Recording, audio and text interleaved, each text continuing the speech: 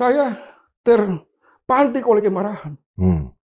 Ini bajingan. 5 tahun kamu bikin apa?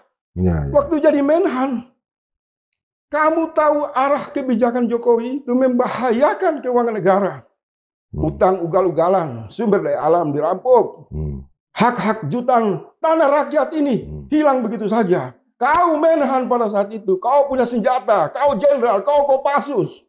Kenapa kamu tidak mencegah? Oke teman-teman, untuk hari ini saya akan memutarkan sebuah video, dan video ini tentang Rocky Gerung dan Faisal Assegaf. Nah, ini dua-dua orangnya ini sama ini menurut saya ya. Apa yang telah dia ucapkan dari mulutnya, dan entah ini dari kekecewaan yang pasti iyalah. Atau yang sering disebut oleh orang-orang atau teman-teman yaitu sakit hati. Nah, ini videonya sangat menarik dan sangat seru sekali. Nah, kita bisa tertawa dan kita bisa, pokoknya buat hiburan untuk kita aja. Oke teman-teman, ini video-video hiburan ya. Anggap aja hiburan. Nah, oke teman-teman, mari kita lihat, kita tonton. Inilah videonya. Oke, kita langsung aja.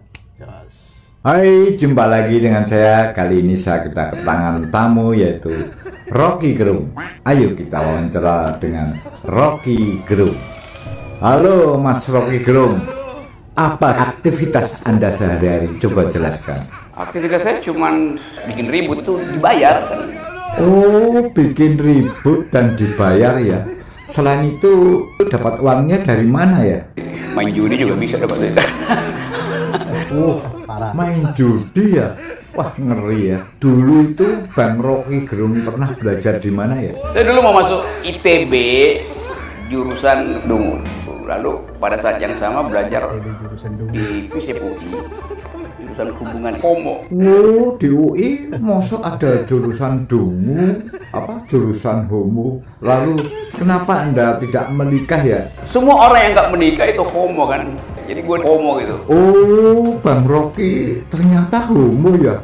Baru tahu aku. Oke, sekian teman-teman, kita wawancaranya dengan Rocky Gerung. Saya akan ajak seluruh kawan-kawan kita 98, 80-an, generasi baru ini sudah saatnya menyiapkan diri. Hancur. Kita sementara berada pada pertimbangan yang harus kita tegaskan. Membiarkan para bandit-bandit ini terus menipu rakyat, atau kita turun ke jalan untuk kobarkan apa yang disebut revolusi. Karena ini sudah kurang ajar. Kamu yang utang, kamu yang bikin kebijakan hancur-hancuran, kamu beli pesawat bekas, kamu bikin kapal bekas, semua itu uang rakyat kamu rugikan. Tapi di saat ketika kamu tidak mampu meyakinkan dunia untuk mendapatkan investasi, kamu memperbudak aparat di level bawah. Ini bajingan, ini tidak adil, ini harus dihentikan. Kalau tidak, kita ajak seluruh prajurit TNI di level bawah, Polri di level bawah, pegawai-pegawai negara di level bawah, berontak lawan presiden. Lakukan pembangkangan. Mereka harus hidup sama dengan kehidupan guru di desa-desa, di pelosok-pelosok, yang hidupnya sangat menderita. Prabowo tahu itu enggak? Nice. Harus menambah keuangan bagi mereka. Saya berasal dari keluarga guru, merasakan itu. Mestinya efisiensi itu. Dengan segala cara. Dia tegakkan hukum, mengambil hak rakyat di tangan oligarki. Untuk dia serahkan kepada orang-orang kecil yang berhak menikmati negara ini. Bukan kampanye-kampanye brengsek, omong-omong. Maka sebab itu saya mengatakan, persoalan pribadi psikologi kamu selesaikan. Baru kamu bisa menyadari bahwa makhluk sosial yang ideal itu adalah laki dan perempuan. Di situ tauhid keseimbangan. Anda akan punya kasih sayang. Di situ akan hadir Tuhan, akan hadir cahaya Allah. Maka pidato-pidatomu tidak kasar lagi. Kamu akan merasakan. Kalau saya mengajak rakyat kecil untuk mereka hidup sederhana, pegawai kecil hidup sederhana, maka presiden 80% hartanya dihibahkan untuk rakyat. Kalau tidak, kamu pembohong, kamu penipu, dan ini hanya kampanye politik dan harus dilawan oleh seluruh elemen rakyat. Jangan takut. Jadi masuk kepada dimensi efisiensi ini di hampir beberapa media. Saya terpantik oleh kemarahan. Ini bajingan. 5 tahun kamu bikin apa? Waktu jadi Menhan, kamu tahu arah kebijakan Jokowi itu membahayakan keuangan negara. Utang ugal-ugalan, sumber daya alam dirampok. Hak-hak jutaan tanah rakyat ini hilang begitu saja. Kau Menhan pada saat itu, kau punya senjata, kau jenderal, kau Kopassus. Kenapa kamu tidak mencegah presiden yang melakukan sikap kurang ajar ini? Justru kamu bersekutu, kamu memperkuatkan rasa kedekatan.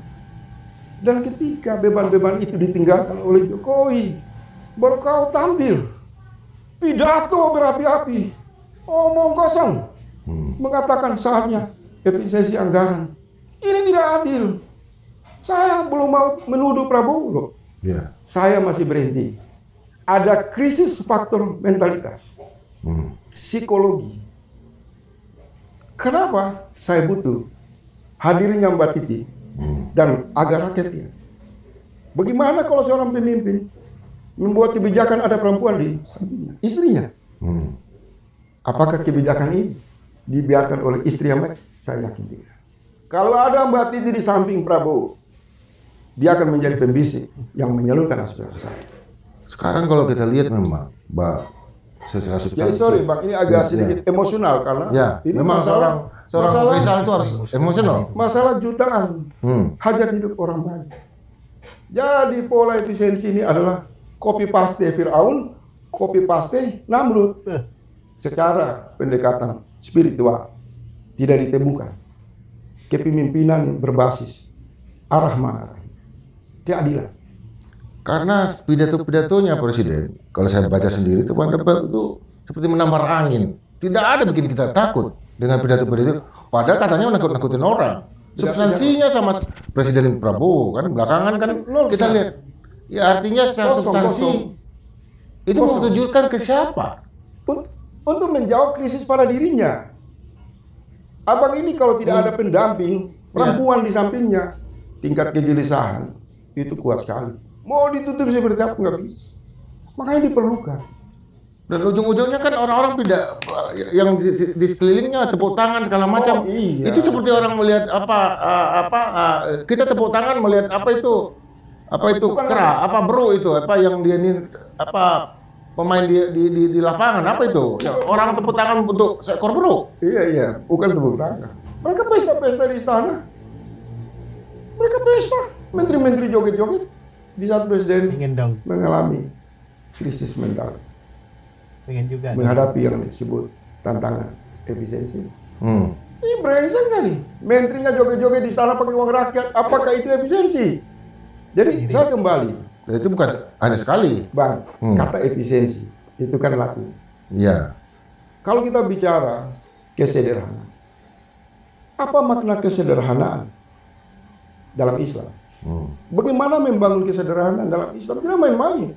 Setiap tahun kita masuk dalam proses pembentukan manusia sederhana, disebut bulan Muharram. Untuk mensucikan diri kita, menghapus seluruh hawa nafsu, untuk menjadi manusia yang memiliki fitrah, yang memiliki hubungan yang kuat dengan Allah, untuk dia bertindak kasih sayang, keadilan. Siapa mereka? Landasannya adalah sederhana. Mau contoh konkret sebagai pemimpin yang hebat, semua orang merujuk kepada baginda Rasul Sallallahu Alaihi Wasallam. Bukan hanya Islam, tokoh nomor 1 dunia. Kekuatannya mengajak umatnya hidup sederhana. Dampak sederhana ini membuat mesin-mesin penindasan oligarki hancur. Alat produksi apapun tidak bisa menghancurkan sisi kemanusiaan. Itulah pernyataan Faisal Assegaf di dalam forumnya atau di dalam podcastnya. Nah, gimana menurut teman-teman tentang video yang tadi?